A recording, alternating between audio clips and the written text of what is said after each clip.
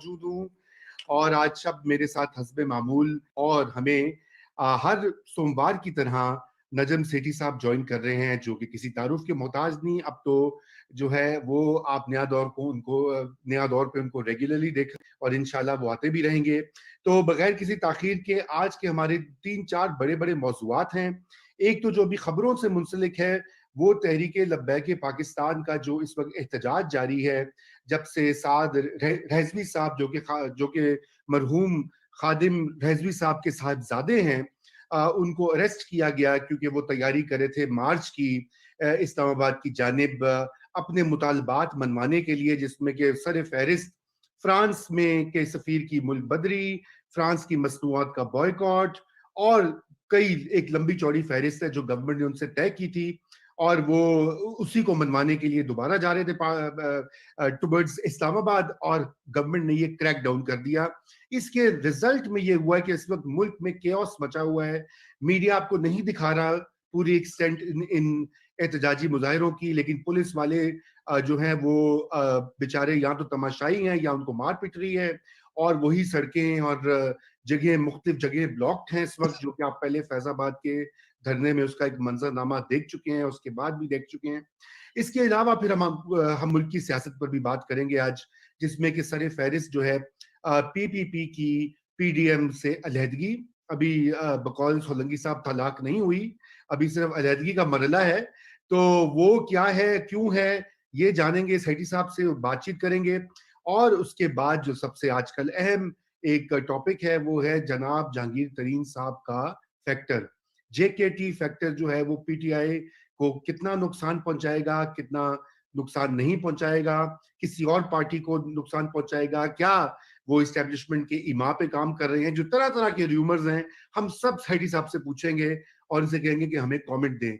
इसके अलावा आपके कमेंट्स और आपके सवाल जो हैं उनको भी कोशिश करेंगे कि हम इसमें शामिल करें। तो सेठी साहब, सबसे पहले ये टीएलपी का जो आप देख रहे हैं, पता नहीं कौन सा पॉइंट 2.0 है कि 3.0 है, ये अब एक रविश और एक रेगुलर इन अकरेंस बन गई है, और इससे मुल्क की गवर्नेंस और रियासत की जो रिट की इन्फोर्समेंट है वो भी एक्सपोज हो रही है। रज़ा, अस्सलाम वालेकुम। बिल्कुल सही कह रहे हैं आप। टीएलपी को आपको याद होगा ये किन हालात के अंदर इनकी अरूज हुई, और उस वक़्त इन्होंने एक मिनिस्टर हैं ज़ाहिद हामिद साहब नून लीग के, जिनकी इन्होंने धरने करके और उनको अपने ओहदे से उतरवाया था। उस वक़्त भी रियासत भी पीछे हट गई थी और हुकूमत भी पीछे हट गई थी, और फिर ये डिस्पर्स हुए थे। उसके बाद बहुत सी धमकियाँ देते रहे, एस्टेब्लिशमेंट को भी धमकियाँ देते रहे, गवर्नमेंट को भी देते रहे, और अभी भी हर सूरत में जब भी कोई इलेक्शन होती है तो उसके अंदर भरपूर तरीके से ये पार्टिसिपेट करते हैं। और आपने देखा कि पिछली इलेक्शन में चौथे नंबर पे अ, मेरा ख्याल है इनकी टोटल वोटिंग जो थी सारे पाकिस्तान में चौथे या पांचवें नंबर पे आ चुकी थी। हर जगह पे 4000, 5000, 4000, 5000, 8000, 7000, बेशतर कंस्टिट्यूंसीज में अक्रॉस द कंट्री। तो मतलब है कि ये बिल्कुल एक राइजिंग फोर्स है। अब जब ये शुरू में आई तो आपने देखा कि हुकूमत और रियासत का रवैया इसको एज अ न्यूसेंस समझते थे। इसीलिए जब वो रावलपिंडी में वो जो पहला धरना इन्होंने दिया और रुकावट कर दी और फिर वहाँ से जा नहीं रहे थे, तो बड़ी मुश्किल से इस्टेब्लिशमेंट की तरफ से लोगों ने आके इनको अ, मनाया और कुछ वादे किए, और लिखत पढ़त के साथ। फिर उसके बाद वो मिनिस्टर साहब की भी छुट्टी हुई एंड सो ऑन। और इस दफ़ा भी आपने देखा कि जब इन्होंने ये एहतजाज शुरू किया और ये कहा कि फ्रांस के खिलाफ मुहिम चलाई और कहा कि फ्रांस के सफ़ीर को निकाला जाए यहाँ से, फ्रांस के साथ तल्लुकात ख़त्म किए जाए वगैरह-वगैरह। तो उस वक़्त भी ऐसे लगता था कि अगर इन्होंने एक दफ़ा कामयाबी हासिल कर ली है शो ऑफ फ़ोर्स के साथ, तो फिर ये हर दफ़ा शो ऑफ फ़ोर्स के साथ कामयाबी हासिल करेंगे। अच्छा, उस वक़्त ये भी ख़्याल था कि शायद ये इससे बड़ी जमात नहीं बनेगी, इससे बड़ी फ़ोर्सफुल जमात नहीं बनेगी, मगर हुआ ऐसे कि ये दिन-ब-दिन ये बड़ी जमात बनती जा रही है। अच्छा, अब उसके भी कुछ वजूहात हैं। एक तो ये कि जी जिन लोगों ने लोअर मिडल क्लास लोगों ने देहातों में या छोटे शहरों में या बड़े शहरों में जिन्होंने पीपल्स पार्टी या नून लीग के लिए या ये ट्रेडिशनल पार्टीज़ हैं उनके लिए वोट नहीं डाला, और उन्होंने सोचा था बहुत से लोगों ने कि इमरान खान के लिए वोट डालते हैं, लोअर मिडिल क्लास के लोग। तो उन्होंने मेरा ख्याल है अब देखा है कि इमरान खान नहीं चल सकता, और वो क्योंकि उन इनकलाबी सोच रखते हैं एक किस्म की, हालांकि मजहबी इनकलाबी सोच, उनका ख्याल था कि इमरान खान साहब भी इसी किस्म की मजहबी इनकलाबी सोच रखेंगे, क्योंकि वादे इमरान खान साहब ने हर एक के साथ ही किए थे कि मैं ये कर दूंगा, वो कर दूंगा, मुसावात मदीना, ये वो वाला सारी बातें की थी। तो कुछ लोग ने वोट डाल दिया उनको। अब वो इनसे मायूस हो चुके हैं, बेजार हो गए हैं, और अब वो अपना वोट वापस या नए लोग लबैक में डाल रहे हैं, या पुराने लोग जो कि सोच रहे थे वो भी चले गए हैं लबैक के अंदर। तो लबैक की जो हिमायत का जो बेस है वो बढ़ रहा है। अच्छा, ये हमें ये सिखाया गया था कि जब तज्जिया कर रहे हों आप, तो 2 चीज़ें देखनी चाहिए। एक ये देखना चाहिए कि कौन-सी फ़ोर्स है जो बढ़ रही है, और कौन-सी फ़ोर्स है जो कमज़ोर हो रही है। क्योंकि जो बढ़ रही है, अगर कोई उसके रास्ते में रुकावट नहीं है सब्सटेंशियल, तो वो आगे जाके बहुत बड़ी एक फ़ोर्स बन जाएगी और आपको निपटनी पड़ेगी वो। और जो कम हो रही है उसकी फ़िक्र ना करें, वो कम होती जाएगी अगर उनकी कारकर्दगी बेहतर ना हुई। तो अब सूरत-ए-हाल ये है कि लबैक बढ़ती जा रही है, और कोई ऐसी कारकर्दगी नहीं है हुकूमत की या ऑपोज़िशन पार्टीज़ की जो कि इंस्पायर करे लोगों को। अ, वोट की इज़्ज़त तो ज़रूर दो, मगर बहुत से लोग हैं जिन्होंने वोट को इज़्ज़त भी दी और वो इज़्ज़त मिली भी नहीं। और अब वो ये समझते हैं कि और कोई रास्ता नहीं रह गया कि लबैक जैसे डेवलपमेंट्स जो हो रही है, फोर्सेस बन रही हैं, उनको वोट दिया जाए। क्योंकि वो 70 साल से एक ही बात चल रही है इस मुल्क के अंदर कि हम एक इस्लामी रियासत है, इस्लामी रियासत है, वगैरह-वगैरह। और जो भी हुक्मरान आता है वो इसी चीज़ को दोहराता है कि हम एक इस्लामी रियासत है। मगर इस्लामी रियासत के अंदर जो बहबूद के लिए और वेलफेयर के लिए जो काम होते हैं, वो तो होते नहीं है इस रियासत में। गरीबों के लिए तो कुछ, उनकी तो कोई हिफाज़त नहीं है। तो फिर बहुत से लोग मायूसी की तरह ये एलिटिस्ट फोर्सेस जो हैं, जो कि सेमी फ्यूडल्स या बड़े बिजनेसमैन, या समबडी लाइक इमरान खान जो बड़ा वेस्टर्न था, जब ये पावर में आते हैं और डिलीवर नहीं कर सकते, तो लोग फिर मजहबी जमातों की तरफ जाते हैं। पुराने ज़माने में जमात इस्लामी की तरफ लोग जाते थे, मगर जब से जमात इस्लामी ने डिक्टेटर्स का साथ देना शुरू किया, और उसके बाद उनकी लीडरशिप की भी कमजोरियां थी, और वो एक इंस्टेड ऑफ ग्रोइंग वो गिरते, वो कम कम होते गए। मौलाना फजल का जो बेस है वो तो स्टेबल है, मगर वहां भी खतरा है कि कुछ लोग वहां से छोड़ के लबाइक में न चले जाएं। इसीलिए मौलाना हर वक्त खत्म नबूवत की बात करते हैं और रिलीजियस स्लोगन्स करते हैं, जो कि शायद लिबरल लोगों को पसंद नहीं आते, कि जी यार ये क्या कर रहे हैं, देखे ना जी, ये है वो है। मगर उसकी वजह से लोगों को अभी भी उन्होंने अपने पास एक मेन स्ट्रीम रिलीजियस पार्टी, जो कि पार्लियामेंट के अंदर यकीन रखती है और जमहूरियत के अंदर यकीन रखती है। हाँ, उनकी सोच फर्क है from the other liberal parties या राइटिस्ट या सेंट्रिस्ट पार्टीज। तो मैं ये समझता हूँ कि Labbaik is actually a very important and developing force. यहाँ तक तो बात आई। अब ये अगर हम लोगों को समझ आ रही थी ये बात, तो आईबी, आईएसआई, बहुत से इदारे हैं गवर्नमेंट के अपने, जिनकी रिपोर्ट्स आती है, उनको भी पता होना चाहिए था ना। मगर हुआ क्या? हुआ ये कि इन्होंने उसको फिर नेग्लेक्ट किया, ताकि जबकि इन्होंने ये फ्रांस के ऊपर ये इश्यू बनाया, उस वक़्त की गवर्नमेंट का पहला मौक़िफ़ ये था कि चलो यार इनको मान ले, जल्दी से बात मान लेते हैं। इनको कहते हैं घर जाएँ, बाद में देखा जाएगा, बाद में देखा जाएगा। इस हुकूमत का और इस एस्टेब्लिशमेंट का जो मैंने एक रवैया देखा है वो यही है कि अगर कोई मसला आता है तो उसको कहते हैं यार इसको बस इसको ऐसे कर दो, पट्टी इसके ऊपर पर्दा डाल दो, या इसको इधर हटा दो, फिर बाद में देख लेंगे, इनको निपट लेंगे बाद में, अभी तो मामला को आगे चलाते हैं। तो अब इसी तरीके के साथ इनके साथ भी यही रवैया रहा, जिसकी वजह से इन्होंने वादे कर दिए, लिखत-पढ़त करके, कि हम पार्लियामेंट के अंदर ये इश्यू लेके आएँगे। अच्छा, ये वादा नहीं किया था कि जो आप कह रहे हैं वो मान जाएँगे, मगर ये वादा किया था कि पार्लियामेंट के अंदर इसको डिबेट करवाएँगे और फिर उसके बाद इसके ऊपर कोई फैसला करेंगे। एक किस्म का डिलेइंग टैक्टिक था। उन्होंने भी मान लिया, बिकॉज़ वो फिर ज़ाहिर है एग्ज़ॉस्शन भी हो जाती है, और फिर रियासत जब अपनी आँखें दिखाती है तो फिर दूसरों को भी सोचना पड़ता है। तो अब बात ये है कि अब वो फिर स्टेज आ गई है, और वो स्टेज आ गई है कि अब ये क्या करेंगे? क्योंकि ये आइडियोलॉजिकल पार्टी होती है, ये फेथ बेस्ड पार्टीज़ होती हैं। इनको आप उस तरीके से खरीद नहीं सकते। एक आध लोगों को ऊपर से इधर-उधर दे दू के आप कुछ ना कुछ कर सकते हैं, मगर जो रैंक एंड फाइल होते हैं, वो फिर भी तवक्को करते हैं अपनी लीडरशिप की कि वो अपने लफ्ज़ के ऊपर पाबंद रहेंगे। तो मैं ये समझता हूँ कि ये एक बहुत मुश्किल और डिफिकल्ट मोड़ आ गया है इमरान खान साहब के लिए। मैं कब से कह रहा था कि कोई तीली लगेगी। मुझे नहीं पता कौन-सी तीली लगेगी, मगर हमेशा तारीख में हमने ये पढ़ा है कि कहीं ना कहीं से कुछ तीली लग जाती है कहीं, जो कि आप सोच भी नहीं सकते कि वो तीली लगेगी। तो तीली लग जाती है, आग बढ़ चल पड़ती है। फिर उसके बाद आग को बुझाने वाले लोग जो हैं वो शायद इस गलती में मुब्तला होते हैं कि जी आग बुझ जाएगी, कोई फिक्र की बात नहीं है, रियासत इसको कर लेगी, मगर वो हाथ से निकलती जाती है। अब आजकल के जो हालात हैं, माशी हालात, और अवाम जो सोच रही है कि मुल्क कहाँ जा रहा है, आपने अभी पढ़ ही लिया होगा कि अभी जो लेटेस्ट गैलप सर्वे हुआ है, उसमें ये लिखा है कि 70-75% लोग, क्लोज टू 80%, पाकिस्तान की अवाम जो है वो समझती है कि हम गलत रास्ते पे चढ़ पड़े हैं, गलत डायरेक्शन में जा रहे हैं।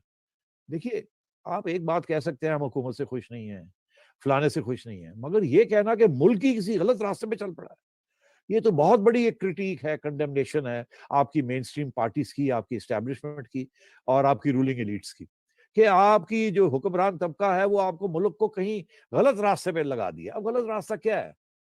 ज़ाहिर है वो तो आजकल के लोग जो है वो यही सोचते हैं कि इस्लामी रास्ता जो है वो सही रास्ता है। अच्छा, उसके अंदर तो जमहूरियत नहीं है, उसके अंदर तो इस किस्म की आज़ादियाँ नहीं हैं, उसके अंदर तो बहुत किस्म हर किस्म की पाबंदियाँ हैं। और ज़ाहिर है क्योंकि अगर कुछ किसी के लिए कुछ करना है तो फिर करना पड़ेगा ना। मगर वो एक फ़लसफ़ा जो है वो कहीं डेवलप नहीं हुआ। पाकिस्तान में स्पेशली इस्लामी रियासत क्या होती है, कैसे चलाना है उसको, उसमें क्या होता है, क्या नहीं होता, कौन चलाता है, उसके तल्लुकात दूसरे ममालिक के साथ क्या होते हैं, वगैरह-वगैरह, ये इसके बारे में कोई इल्म नहीं है किसी को। और दुनिया भी खौफज़दा है कि अगर इस किस्म की कोई रियासत बन गई यहाँ, या इस किस्म की कोई पार्टी पावर में आ गई, तो पाकिस्तान का न्यूक्लियर प्रोग्राम और ये वो वगैरह बहुत से इश्यूज हैं। और बाय द वे मैं ये आपको कह दूं कि इस वक्त अमेरिका का सबसे बड़ा इशू अफगानिस्तान है, मगर उसके साथ साथ पाकिस्तान है। उसके और बहुत सी वजूहत है, मगर एक वजह ये भी है कि आपके पास एक न्यूक्लियर वेपन है, और आपकी जो जंगजू रियासत है उसके अभी तक मसाइल इस रीजन के अंदर खत्म नहीं हुए, तो स्पेशली विद इंडिया।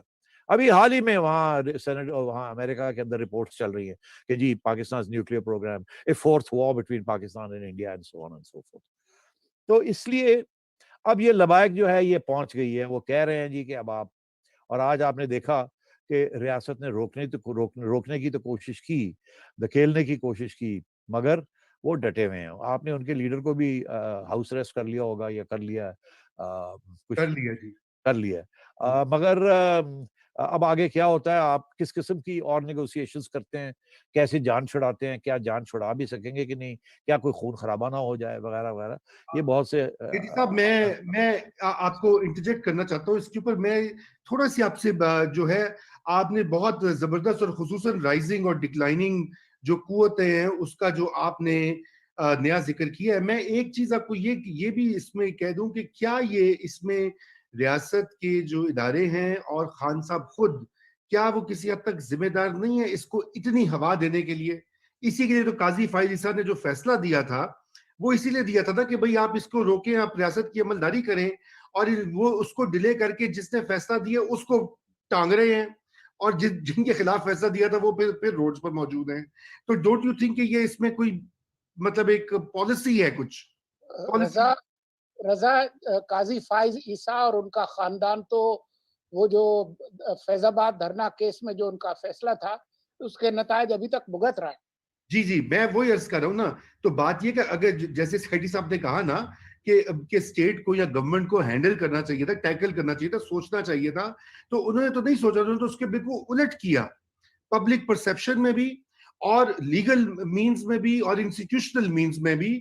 बजाय इसके कि वो उनकी काजी फाइज ईसा की जजमेंट को फराख दिली से कबूल करके कुछ कार्रवाई करके ठीक ठाक करते काम, तो उसके बजाय उन्होंने वो किया, तो इससे तो रीइंफोर्स नहीं हुई इनकी इनकी कुवत इनडायरेक्टली। देखिए रजा, मैंने बड़े लफ्ज अपने चुन के मैंने बोले थे। I know, I know. मैंने ये कहा था कि हुकूमत की तरफ से नाअहली और एक इग्नोरेंस और अपॉर्चुनिज्म, मौका परस्ती, ये हुकूमत और एस्टेब्लिशमेंट इसका शिकार रहे हैं, जिसकी वजह से ये फोर्स बढ़ती जा रही है। और हर जगह हर दफा जब कोई क्राइसिस आता है तो उसको टैकल करने के बजाय उसको साइडलाइन कर देते हैं, पीछे फेंक देते हैं, जैसे कहते हैं ब्रश इट असाइड, चलो चलो चलो मिट्टी पाओ, ए कर दो, ए कर दो, मगर उसको खत्म करने की या रोकने की इन सिग्निफिकेंट वे वो कोशिश नहीं होती। एक तो ये बात मैंने कही। दूसरी बात ये, क्या कोई साजिश है? कि जी लबैक जैसी फोर्सेस जो हैं उनको पाला जाए, ताकि जब मौका आए तो उनको अपने मुखालफिन के ऊपर फेंक दिया जाए। आपने देखा कि जब ये कश्मीर की जिहाद जोरों में चल रही थी, तो उस वक़्त जो जिहादी और फोर्सेस थी पाकिस्तान के अंदर भी, उनको काफ़ी खुली छुट्टी मिली हुई थी और वो जिसको चाहते थे उसको टारगेट भी करते थे डोमेस्टिकली भी। और इस किस्म की तंजीमें भी थी यहाँ जो कि हुकूमत या एस्टेब्लिशमेंट के क्रिटिक्स के ऊपर जिनको छोड़ दिया जाता था कि इसको भी टाइट कर दो। और मगर उनके तो तल्लकात भी होते थे ना, दोनों तरफ से हैंड्स यूज्ड टू स्क्रैच, कि आप मेरा काम कर दें, मैं आपका काम कर देता हूँ। और वो हमेशा तैयार रहते थे इस काम के लिए। मगर अब क्योंकि वो खत्म हो गई हैं, तो एक फ़लसफ़ा ये भी है कि ये लबाइक जो है इसको भी आने दिया शुरू में, कि चलो कोई बात नहीं, इसको कंट्रोल कर लेंगे, हमने पहले भी तो बहुत सी जमातों को कंट्रोल किया हुआ है ना। कोई ऐसी बात नहीं है, ये हमारे काम आएँगी। अब वो काम आएँगी, कहीं तो काम आ जाती है ना, मगर कहीं जब आप इस किस्म की फ़ोर्सेस को अलाउ करते हैं डेवलप करने में और उसको शुरू में ही उनको ख़त्म नहीं करते, बिकॉज़ वो रियासत के लिए खतरा पे होता है उसका। आप बैलेंसिंग करते हैं कि जी चलें इलेक्शन के अंदर ये 10-20 हज़ार वोट लेके फलाना कैंडिडेट नून लीग का या फलाने का जो है उसको हम कमज़ोर कर सकते हैं। इधर वोट डलवा देंगे, ये कर देंगे, वो कर देंगे।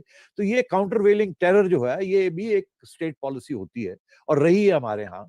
मगर हमेशा मिसकैलकुलेशन कहीं न कहीं हो जाती है और यहाँ मैं समझता हूँ कि मिसकैलकुलेशन हुई है, जिसकी वजह से वो काज़ी फ़ाइज़ ईसा वाला केस भी जो है, उसकी अहमियत है, जो कि जिसकी तरफ आपने पॉइंटेशन की है।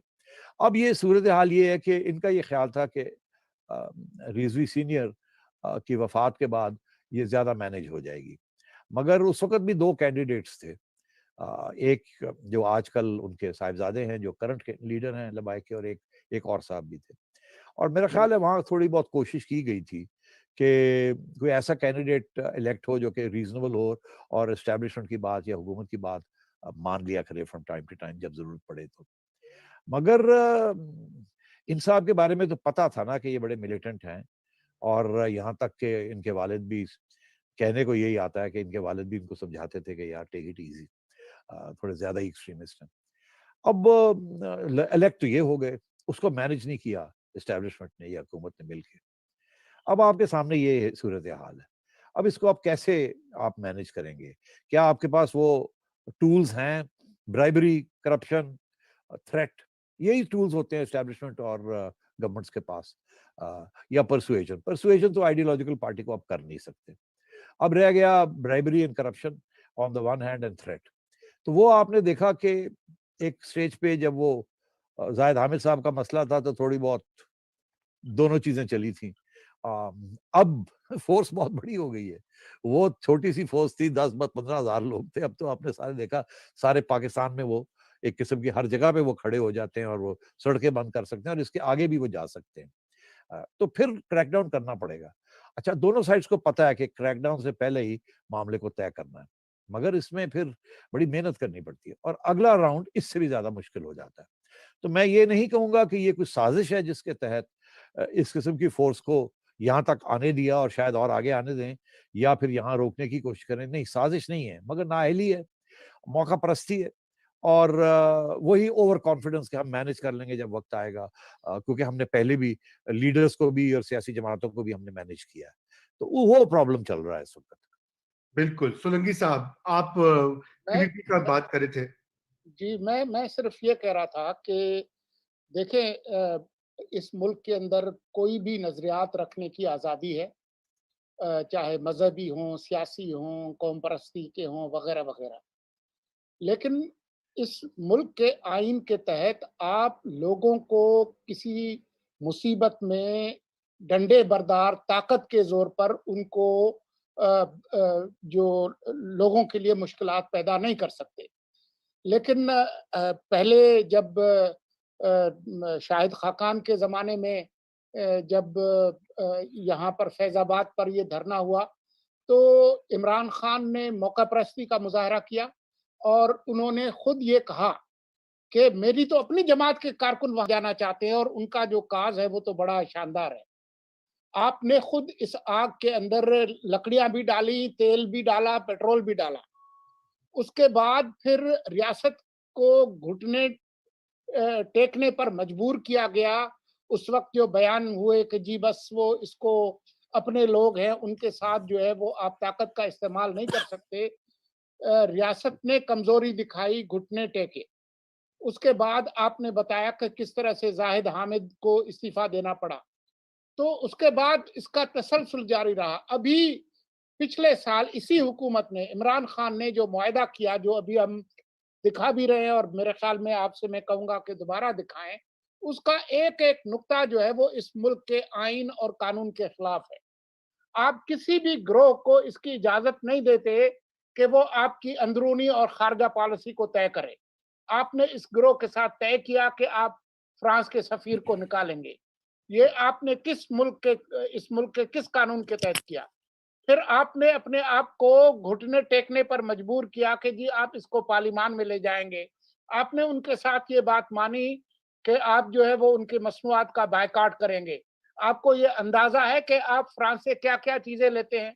आप सिर्फ वहां से कोई खाने-पीने की अशिया नहीं लेते, आप तो उनसे सबमरीन भी लेते हैं, आप उनसे मिराज जहाज भी लेते हैं। तो आपने कुछ सोचा कि आप किस तरह का मुआहदा कर रहे हैं कि जी आप उनकी चीजों का बायकॉट करेंगे? आपने कहा कि हम अपना सफीर वहां पर नहीं लगाएंगे। तो आपने ये सारी चीजें की एक ऐसे शराइत जिस पर आपके वुज़रा के दस्तखत हैं। आपने वो चीजें मानी, आपने घुटने टेके उनके सामने। अब जो है वो आपने अचानक जो है उनके लीडर को गिरफ्तार कर लिया और आपके पास कोई प्रीएम्प्टिव प्लान नहीं था कि जब लोग निकलेंगे, जिनके निकलने की तारीख है, तो उसको आप कैसे रोकेंगे? तो ये एक बौखलाई हुई रियासत और एक बौखलाई हुकूमत का एक नाआक़िबत अंदेश एक फैसला है, मैं तो ये कहूँगा। जी, बिल्कुल, थैंक यू फॉर एडिंग। मेरे ख्याल से जी, जी। इसके ऊपर तो हम कई जो है घंटे बात कर सकते हैं, क्योंकि जो सोलंकी साहब आपने बात कही है, मैं समझता हूँ, और फिर हम कभी दोबारा साइडी साहब से ही बात करेंगे। ये सिलसिला 1949 ऑब्जेक्टिव्स रेजोल्यूशन से स्टार्ट हो चुका है। ये जो कुछ आज देख रहे हैं, ये बीजा हुआ है, अगरचे कि ठीक है, हमने अभी रिसेंट हालात के ऊपर बात की, लेकिन ये सारी बोई हुई फसलें जो हैं, मुख्तलिफ फसलें हम काट चुके हैं। कभी वो टीटीपी की सूरत में, कभी जो है किसी और तंजीम की सूरत में, कभी किसी और सूरत में, और अब पाकिस्तानियों को ये भुगतना पड़ेगा। Anyway, we move on to our next topic Syedi साहब, जो कि पीपीपी की एग्जिट है पीडीएम से, और ये जो दूरी है इसकी क्या, ये क्यों हुई, नंबर वन, इसकी इम्प्लीकेशंस अब क्या फाइनली क्या होंगी in the on the political scene? देखिए, ये तो पहला सवाल, ये क्यों हुई और कैसे हुई, वो तो हमने बहुत दफ़ा डिस्कस कर लिया है, क्योंकि मसला वही है कि पीपल्स पार्टी जो है वो एस्टैब्लिशमेंट के साथ मिलके अपनी हुकूमत सिंध को बचाना चाहती है, और जरदारी साहब और उनके साथियों के ऊपर बहुत से केसेस भी हैं, और वो गो स्लो चाहते हैं वहाँ। और इमरान खान साहब ऑन द अदर हैंड और प्रेशर डाल रहे हैं। अभी आपने देखा, उन्होंने पुराने केसेस भी जरदारी साहब के खोल लिए। उसका भी सिर्फ एक ही मकसद है, ये जो धमकियां दे रहे हैं कि नैब पुराने केसेस खोलेगी, वो इसीलिए ताकि ये जो भी इस्टेब्लिशमेंट के साथ जरदारी साहब की बातचीत है वो फेल हो जाए। जैसे पहले अगर शहबाज शरीफ साहब की कोई बातचीत थी तो उन्होंने फेल कर दी, शहबाज शरीफ साहब को गिरफ्तार करके, और हमजा को गिरफ्तार करके, और मरियम को भी गिरफ्तार कर लिया था। तो इसी तरीके के साथ जहाँ भी कोई ऐसे लगता है इमरान खान को कि कोई सियासी जमात जो है वो इस्टेब्लिशमेंट के साथ मिलके कोई सुलह कर रही है, या कोई सहूलतें ले रही है, या कुछ हो रहा है, तो खान साहब उसी वक्त दरार डाल देते हैं उसके अंदर। और ये एक सियासी चाल होती है। अ, अच्छा, अब प्रॉब्लम ये है कि यही चल रहा है अभी तक तो जरदारी साहब तो अपने आप को बचाने के लिए जो कुछ कर रहे हैं वो कर रहे हैं, ताकि पार्टी रह जाए, लीडर्स भी रह जाएं, ये ना हो कि सारे या गवर्नर जरूर लग जाए और फारग हो जाए, और फिर लार्ज स्केल गिरफ्तारियां हो जाए, और फिर अगली इलेक्शन से तक जेल ही काटे। बिकॉज हमने देख ही लिया है जो नैब का हाल है और जो जुडिशरी का हाल है।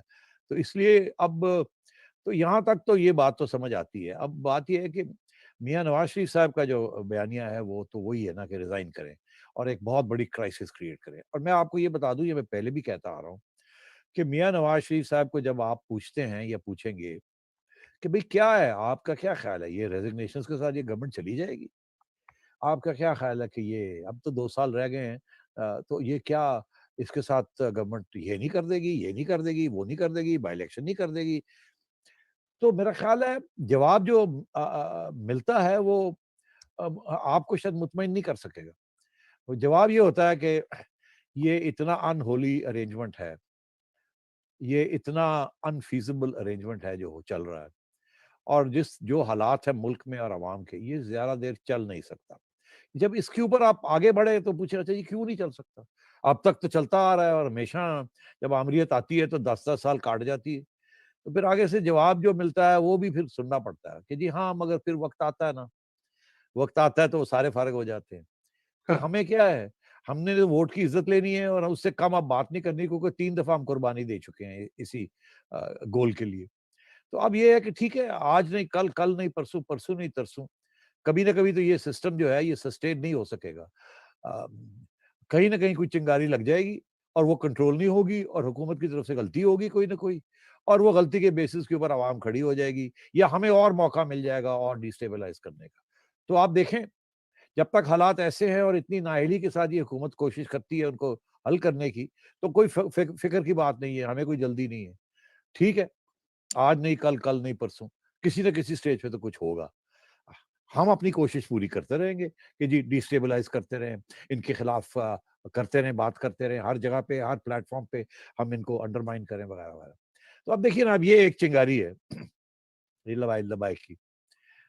तो ये बुझ भी सकती है और बुझ भी सकती है, क्यों नहीं? मगर ये आज ये है, कल को कुछ और भी हो सकता है। जी, बिल्कुल। पहली बात तो ये। तो अब पीडीएम जो है वो ज़ाहिर है वो इस फ़लसफ़े को अगर समझती है कि इसमें जान भी है, तो वो नहीं चाहेगी कि इस तरफ जाए, क्योंकि वो समझती है कि अगर पीडीएम रह जाती है और पीपल्स पार्टी उसका भरपूर हिमायत करती और रेज़िग्नेशंस की तरफ और लॉन्ग मार्च की तरफ जाते, तो सबसे बड़ा नुकसान जो है वो पीपीपी का हो जाना था। और कोई गारंटी नहीं थी कि कामयाबी होगी 100%। तो इस वजह से ये बात आके यहाँ खड़ी हो गई है। और उसके बाद फिर बदमज़गी भी शुरू हो गई है। अफ़सोस इस बात का, अभी आपने सोलंकी साहब ने कहा कि प्रीएम्प्टिव कुछ बातें हो जानी चाहिए थी। मगर अगेन फ़लसफ़ा पीडीएम के अंदर यही था कि यार वो जो आखिरी बात है ना, वो आखिरी स्टेज पे ही करेंगे। अभी की तो अभी लड़ाई झगड़े हो जाएँगे, टेक ऑफ ही नहीं करेगा। तो अभी तो यार मिल के चलते हैं ना, इसको चलाते हैं। फिर जब क्राइसिस अगर बॉइलिंग पॉइंट आएगा तो फिर ये बात खड़ी करेंगे, और अगर वो सही अच्छा बॉइलिंग पॉइंट हुआ तो शायद पीपल्स पार्टी मान भी जाए। अभी इस बात को छेड़ने में और डिफरेंसेस क्रिएट करने में फ़ायदा कोई नहीं है। तो इसलिए सब साइड्स ने कहा चलो जी चलते तो है ना, फिर आगे देखते हैं क्या होता है। जब वक़्त आएगा तो फिर फैसले कर लेंगे ये कोर इश्यू के ऊपर। तो जब वो वक़्त आ गया तो फिर कोर इश्यू के ऊपर फैसले करने पड़ गए, और वो पहले ही फैसले करने पड़ गए, क्योंकि लॉन्ग मार्च से पहले सेनेट इलेक्शन के अंदर जो आपने देखा वहाँ एक बहुत बड़ी एक क्राइसिस आ गई ना, जबकि गिलानी साहब जो हैं वो चेयरमैन सेनेट इलेक्ट नहीं हुए। जब वो क्राइसिस आई तो फिर कुछ एहसास हुआ कि ओहो! ये कोई बैकफायर ही ना कर जाए। अगर गिलानी साहब चेयरमैन बन जाते, तो मैं समझता हूँ पीडीएम आज तक भी बरकरार रहती। और ये रेज़िग्नेशन का इश्यू और पीछे चला जाना था, मगर लॉन्ग मार्च वगैरह ये चीज़ें होनी थी। अ, मगर अब क्योंकि वो वहाँ ये गड़बड़ हो गई, और उसके बाद आपने देखा leader of the opposition senate के अंदर प्रॉब्लम आ गई, क्योंकि अब ज़रदारी साहब को ऐसे लगता है कि इस तरीके के साथ ये हुकूमत नहीं जाएगी, क्योंकि अभी तक एस्टेब्लिशमेंट तैयार नहीं है इमरान खान की जान को छोड़ने का। अभी वो जप्फी डाल के बैठे हुए हैं उसको। जी, जप्पी डाली हुई तो मैं देखिए ना, बात ये है सेठी साहब के 2 जो बड़ी क्रिटिक्स आ रही है ना इस वक़्त पीपीपी के फैसलों पे। आपकी बात में आपने पहले भी ये कह चुकी हैं और मैं आपसे बिल्कुल इत्तेफ़ाक करता हूँ कि ये वक़्ती चीज़ें हैं, ये दोबारा भी मिल जाएँगे जब ज़रूरत होगी। लेकिन 2 जो बड़ी क्रिटिक्स आ रही हैं, एक तो ये आ रही है कि पीपीपी ने अपनी जो आइडियोलॉजिकल या एक उनकी पोज़ीशनिंग है एंटी एस्टेब्लिशमेंट कितनी दहाइयों डेकेड्स हो गई हैं। एक तो उसको वाटर डाउन किया है, उसको नुकसान पहुँचाया है। और दूसरा ये कि वेदर दे वांट इट और नॉट, उन्होंने इमरान खान साहब को एक न्यू लीज ऑफ लाइफ दे दी है। ये 2 कमेंट्स अगर आप देखेंगे मुख्तलिफ तबसरों में, कॉलम्स में, ये चीजें आ रही हैं। मैं चाहूंगा इस पे क्विकली आप कमेंट कर दें। Do you agree with this? नहीं, I don't agree with this. जी। देखिए दोनों पॉइंट्स, दोनों के ऊपर मैं नहीं एग्री करता। उसकी वजह क्या है? एज़ फार एज़ कि इन्होंने एस्टेब्लिशमेंट इनका जो रवैया है टुवर्ड्स द एस्टेब्लिशमेंट, देखिए ज़रदारी साहब हमेशा से उनका ये मौक़िफ़ था कि एस्टेब्लिशमेंट के साथ लड़ाई नहीं करनी। बेनज़ीर भुट्टो जब शुरू-शुरू में आई 1988 में, तो उनको पता नहीं था हुकूमत के जो हालात होते हैं और जो सिविलियन गवर्नमेंट वर्सेस एस्टेब्लिशमेंट का जो रोल होता है। और उन्होंने आते सार ही कुछ ऐसे इक़दामात करने की कोशिश की जिसके साथ एस्टेब्लिशमेंट ने फ़ैसला कर लिया कि ये ठीक नहीं है, इनको निकालें, और फिर वही हुआ। तो मोहतरमा ने अपनी वो जो सबक था ना वो सीख लिया था। पहला सबक सीखा था कि इलेक्शन में बॉयकॉट नहीं करते, खा वो एक डिक्टेटर करवा रहा हो। दूसरा सबक ये सीखा कि इलेक्शन जीतने के बाद हुकूमत में बैठ के एस्टेब्लिशमेंट के साथ लड़ाई नहीं करते, नहीं तो वो फारग कर देते हैं। जरदारी साहब ने ये सबक पहले ही सीखा था। जरदारी साहब एक ऐसी सोशल क्लास के साथ उनका ताल्लुक है जहां हमेशा फ्यूडल लैंडलॉर्ड्स जो हैं वो हमेशा एस्टेब्लिशमेंट के साथ मिल के ही रहे हैं। एस्टेब्लिशमेंट का सहारे के साथ ही वो उनका पावर बेस है, वो कहीं और नहीं है, अनलाइक अर्बन क्लासेस जो हैं। सही। तो मैं समझता हूँ कि जरदारी साहब की तो जो सारी ट्रेनिंग ही ये थी कि लोकल पावर जो है और एस्टेब्लिशमेंट के साथ, और ये ब्रिटिश कॉलोनियलिस्ट के जमाने से आ रहा है, the nexus between big landlords and the रियासत। क्योंकि सबसे बड़े हमायती ब्रिटिश राज के फ्यूडल लैंडलॉर्ड्स थे। वो और बात है कि कायदे आजम जब वो आए और उन्होंने जब रुख तब्दील किया और उस वक्त बरतानिया ने ये भी ऐलान कर दिया कि हम जा रहे हैं, तो फिर इन्होंने आखिरी स्टेज पे आके ये मुस्लिम लीग वालों ने ये जो है ना, ये जो फ्यूडल लैंडलॉर्ड्स हैं, अदरवाइज सबसे बड़े बड़े तो यूनियनिस्ट पार्टी में थे। पंजाब में बिल्कुल बिल्कुल पंजाब में वो इधर कोई है और पार्टी रूल कर रही थी और वो इधर तो है आप। उस वक्त तो ब्रिटिश कॉलोनियलिस्ट के साथ थी वो तो। बिल्कुल तो बात ये है कि ये इनकी एक अपब्रिंगिंग ही ये है फ्यूडल लैंडलॉर्ड्स की, और बड़े-बड़े कि यार एस्टैब्लिशमेंट दे नाल पंगा नहीं लेना, बिकॉज़ एट हाँ, ऑल लेवल्स है ना। इनकी जो जीन्स है ना उसके अंदर ये प्रो एस्टैब्लिशमेंट जीन्स है उनके अंदर। और तबकाती मफाद तब भी। वही तबकाती होगा। अच्छा, जी अब जी। आइए आगे। तो जरदारी साहब ने लॉयर्स मूवमेंट, जजेस को रिस्टोर क्यों नहीं किया? इसीलिए क्योंकि उनका ये ख्याल था कि ये उनके गले पड़ेंगे, और जैसे उन्होंने देखा था कि ये मुशर्रफ के गले पड़ गए, ये मेरे गले भी पड़ेंगे। और फिर जब एस्टैब्लिशमेंट ने ये फैसला किया कि नहीं, जजेस मूवमेंट को, लॉयर्स मूवमेंट को सपोर्ट करना है, तो फिर उसके बाद जरदारी साहब ने भी देखा कि अब और कोई रास्ता नहीं है, तो उन्होंने भी रेस्टोरेशन कर दी। उसके बाद जितने साल जरदारी साहब ने हुकूमत की, कितने क्राइसिस आए, और एक आध दफा तो कोई ऐसा क्राइसिस भी आ गया कि इनको छोड़ना पड़ा यहाँ से, इतना डर इनको लग गया था जी एस्टैब्लिशमेंट जी, से। दुबई चले गए थे तो बिल्कुल। हाँ हाँ, दुबई चले गए थे, और वहां जाके फिर इन्होंने रेस्ट एंड रिक्रिएशन की, फिर अपना संभाल के वापस आए। और तो जब नवाज शरीफ साहब आए, तो नवाज शरीफ साहब का तो मौक़िफ़ एक ही था कि अब मैं 2 दफ़ा मैंने गवर्नमेंट गवाई है, अब मैंने एस्टैब्लिशमेंट का रोल जो है उसको कम करना है, ये हमारा हक है, वोट को इज़्ज़त दो, हमने वोट लिया है, अब हम जो है इस मुल्क को चलाएँगे जैसे भी हम चलाते हैं। मगर वो भी नहीं होने दिया। तो ज़रदारी साहब की तो पोज़ीशन ये है कि वो एंटी एस्टैब्लिशमेंट नहीं है, और बिलावल को भी उन्होंने समझा ली है ये बात। अच्छा, आगे आइए आप। आगे आइए, दूसरा जो पॉइंट आपने कहा कि पीपल्स पार्टी को नुकसान हो रहा है। देखिए, कोई नुकसान नहीं हो रहा। आप जैसे और हम जैसे लोग थोड़े बहुत जो लिबरल्स, यार वो बड़ी लिबरल पार्टी है, बड़ी सेकुलर पार्टी है, वो खत्म हो गया ज़माने। अब बेचारे रज़ा रबानी साहब और फरतुल्लाह बाबर साहब और ऐसे अच्छे नेक लोग जो कि आइडियोलॉजिकल रीज़न्स के ज़रिए, या मोहतरमा के साथ जो तल्लुकात थे, या भुट्टो साहब के साथ जो तल्लुकात थे, उस वजह से वो पार्टी के अंदर हैं, और इसलिए भी क्योंकि वो सोच भी नहीं सकते कि हम नून लीग में जाएँगे या पीटीआई में जाएँगे। तो इसीलिए वो अपनी पार्टी में बैठे हैं बेचारे। मगर बुड़-बुड़ करते हैं, रोते हैं, प्रोटेस्ट करने की कोशिश करते हैं अंदर, मगर कश्ती को डिस्टेबलाइज़ नहीं करते, बिकॉज़ उन्हें पता है कि एक ही हमारा घर है और हमारे पास जगह नहीं जाने की। कुछ लोग हैं, परवेज़ रशीद जैसे, जिन्होंने पीपल्स पार्टी छोड़ के नून लीग जॉइन कर ली और वहाँ डटे हुए हैं, और उसके अंदर आइडियोलॉजी जो है उसका रोल को बढ़ाने की कोशिश कर रहे हैं। आप देख रहे हैं? ये बड़ी इंटरेस्टिंग डेवलपमेंट्स है, ऐसे और भी लोग हैं। और अब मियाँ नवाज़ शरीफ साहब भी अपने लोगों को भी उसी रास्ते पे लेके चलना चाह रहे हैं, और वहाँ आहिस्ता-आहिस्ता लोगों को इस बात का एहसास होना शुरू हो गया है कि प्रॉब्लम जो है वो पावर का जो है वो बेसिकली एस्टैब्लिशमेंट के साथ है, और वहाँ कोई ना कोई बात ऐसी होनी चाहिए जिससे हमें कुछ फ्रीडम मिले, क्योंकि हम वोट लेके आते हैं, और सिविलियन सुप्रीमेसी होनी चाहिए, ऐसी बातें। मगर फिर भी अभी आपने देखा वहाँ भी उस पार्टी के अंदर भी बड़े प्रॉब्लम्स हैं एस्टैब्लिशमेंट के बारे में। क्यों जी? एक्सटेंशन देनी है कि नहीं देनी? देनी पड़ दे दी ना। तो वो यही ये वही खौफ है, या वही एक ट्रेनिंग है कि माई-बाप है एस्टैब्लिशमेंट, और एस्टैब्लिशमेंट के साथ टक्कर नहीं लेनी हमने। मगर ये आहिस्ता-आहिस्ता ये तब्दील हो रहा है, और ये तब्दील जो हो रहा है वो आइडियोलॉग्स तब्दील नहीं कर रहे, ये पीपल्स पार्टी के अंदर जो लेफ्टिस्ट्स लोग हैं या सेकुलर, वो नहीं कर रहे ये एक शख्स कर रहा है, जिस शख्स ने ये बात अब सामने अवाम के रख दी है, और वो भी पंजाब की अवाम के सामने, और पंजाब की अवाम जो है उसको उसकी हिमायत कर रही है। ठीक। ये बहुत बड़ी डेवलपमेंट है, it is a huge development, और इसको अंडर एस्टिमेट नहीं करना चाहिए। और मैं हमेशा ये कहता हूँ, जो चीज़ बढ़ रही हो उसकी तरफ देखना चाहिए। ये बढ़ रही है, ये एंटी एस्टैब्लिशमेंट फीलिंग बढ़ रही है इस मुल्क में। इसके बड़े खतरनाक नताइज भी हो सकते हैं जी। और इसके बड़े अच्छे नताइज भी हो सकते हैं।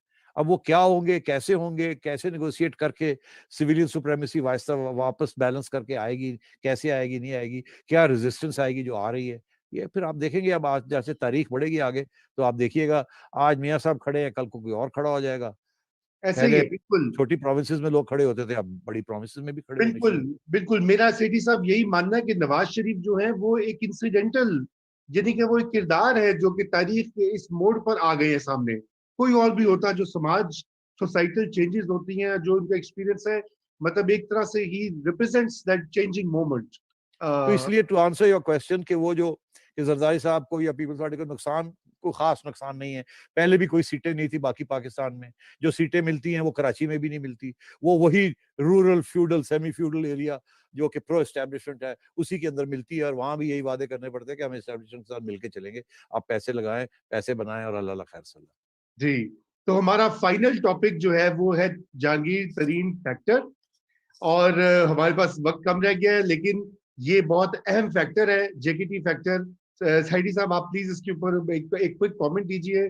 सोलंकी साहब, अगर आप उसमें कुछ ऐड करना चाहें क्वेश्चन में, तो please feel free to. Solanki साहब कुछ कहना चाहेंगे? नहीं, नहीं, नहीं, आप आपके जी। सामने, आपको अच्छा, पता है कि जी ये हाँ, मेरी आपकी डिस्कशन चलती रहती है।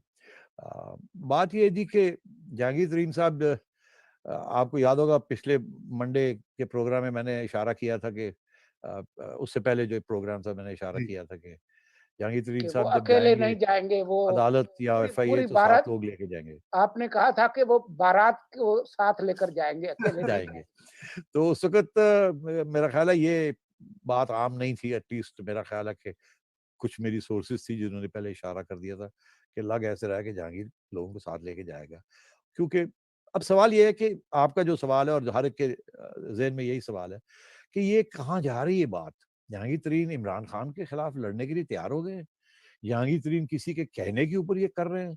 क्या जहांगीर तरीन पंजाब के अंदर कोई पावर प्ले में इन्वॉल्व हो जाएंगे, या कल को कोई इस्लामाबाद में कोई तब्दीली आती है तो उसके अंदर ये कोई रोल अदा करेंगे या नहीं? मैं समझता हूँ सारे ऑप्शंस ओपन है, मगर एक ऑप्शन ओपन नहीं है इस वक्त। मैं बताता हूँ कौन सा ओपन नहीं है और कौन से ओपन है।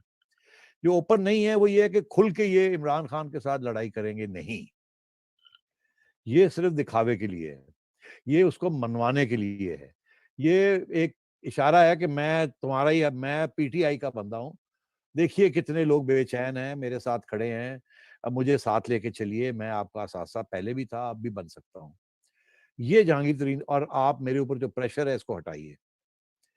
अच्छा, अब ये लोग तो अभी तो ये स्टेज है, मगर ये जो लोग आए हैं जहांगीर तरीन के साथ, आपका क्या ख्याल है? ये इनकी, मैंने अभी इनके बारे में इशारे किए हैं कि इनके तल्लुकात तारीखी तौर पे किसके साथ हैं? हमेशा एस्टेब्लिशमेंट के साथ होती है। ये हर बंदा इनमें से वो है जो कि लोकल स्टेशन कमांडर या लोकल कर्नल या लोकल मेजर के साथ जिनके राब्ते हैं, जिनसे ये बातचीत में हमेशा रहते हैं और पूछते रहते हैं क्या हो रहा है, क्या नहीं होना, क्या करना है, क्या नहीं करना। तो मैं ये समझता हूँ कि इनको किसी ने रोका नहीं है।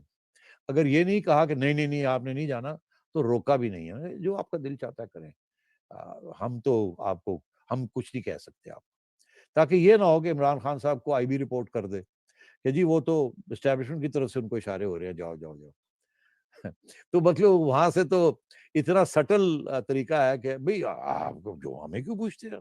कमाल है, आप खुद का फैसला कर सकते हैं। इसको जो वो समझते हैं ना, मतलब है चले जाओ। तो अब बात ये है कि लोगों ने तो कुछ क्लीयरेंस ली है, कुछ उनके ख्याल है कि जहांगीर तरीन साहब जो हैं ये हमेशा से एस्टैब्लिशमेंट के बंदे रहे हैं, अभी भी एस्टैब्लिशमेंट के बंदे हैं।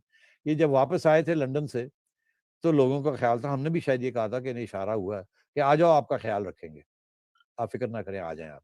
एहसासा है ना? तो वो आ गए, और मेरा ख्याल है इनका यही ख्याल था कि अब इनको छेड़-वेड़ नहीं होगी। मगर खान साहब हैं। खान साहब ने जैसे शहबाज शरीफ साहब को जेल में डाल दिया, मरियम को जेल में डाल दिया, हमज़ा को जेल में डाल दिया, जो एस्टैब्लिशमेंट के करीब होने की कोशिश करता है या एस्टैब्लिशमेंट किसी के करीब होने की कोशिश करती है टू काउंटरवेट, तो खान साहब ठा करके उनको तो आप लोगों के लिए यही हिमायत है कि एस्टैब्लिशमेंट के करीब मत जाइएगा, नहीं तो खान साहब अंदर कर देंगे थानू ही।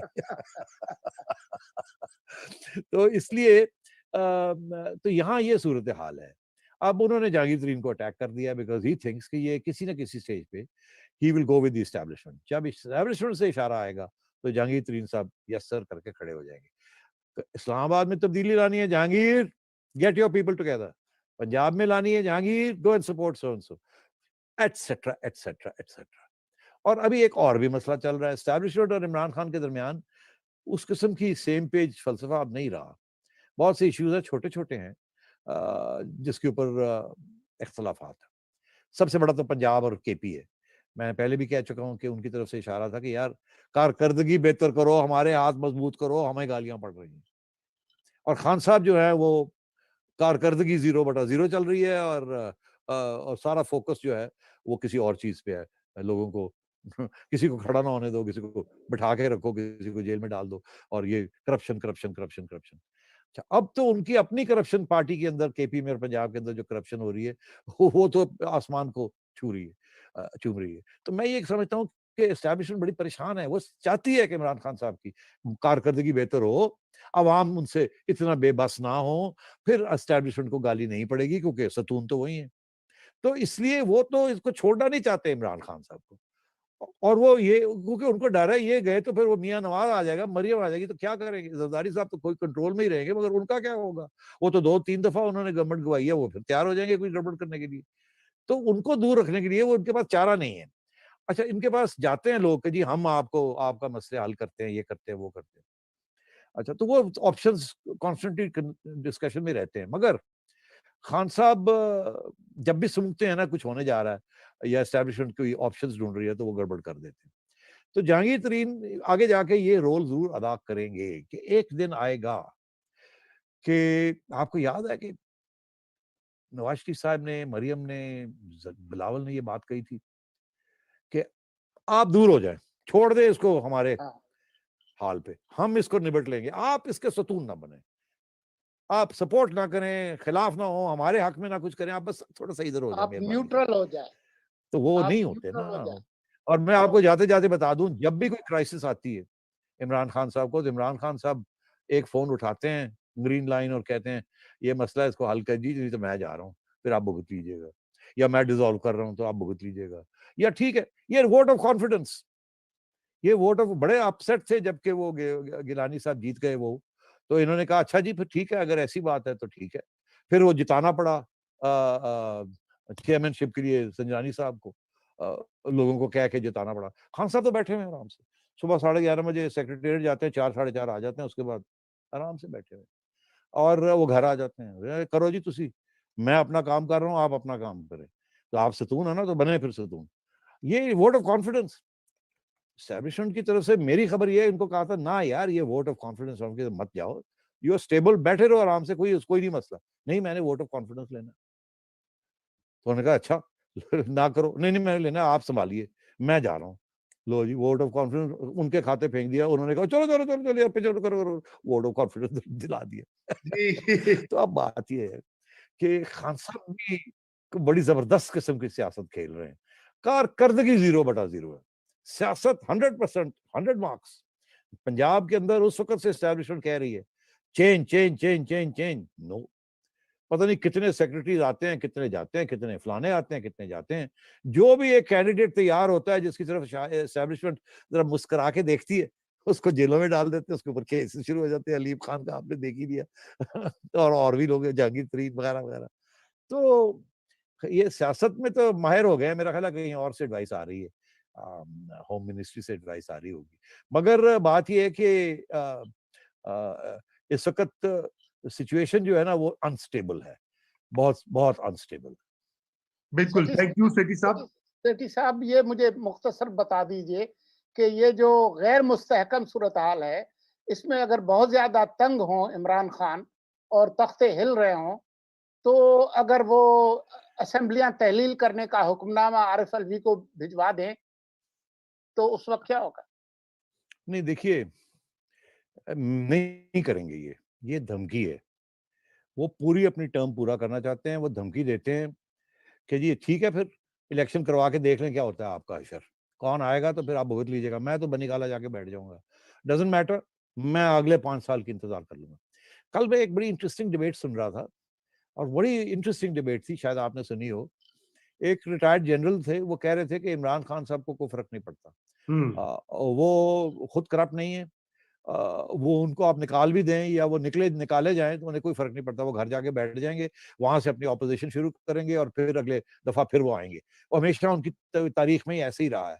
उनको कोई इस्टेब्लिशमेंट की जरूरत नहीं है, उनको पावर की कोई जरूरत नहीं है, वो तो एक आइडियोलॉग हैं, एक विजनरी हैं, और उनकी कोई फैमिली नहीं है, कोई ये नहीं है, तो उनको आप धमकी वमकी नहीं दे सकते। तो आगे से बड़ा अच्छा एक जवाब दिया, एक तजियाकार बैठे थे, उन्होंने कहा नहीं आप गलत कहते हैं, इमरान खान साहब की सियासत पहले दिन से प्रो एस्टैब्लिशमेंट रही है, पहले दिन से वो साजिश करते रहे हैं, पहले दिन से उनकी कोशिश रही है कि एस्टैब्लिशमेंट उनको चुने, और जब ये और आखिरी स्टेज पे भी एस्टैब्लिशमेंट के कहने के ऊपर उन्होंने लोटे भी लिए, उन्होंने सब कुछ किया, हुकूमतें भी बनाई, जहांगीर तरीन साहब को भी साथ लिया वगैरह वगैरह, और वो एस्टैब्लिशमेंट के बगैर बिल्कुल नाकाम हो जाएंगे। यहाँ तक कि इनकी पार्टी बनाने में भी एस्टैब्लिशमेंट का बहुत बड़ा रोल है, हमें पता है कौन से generals were involved at that time.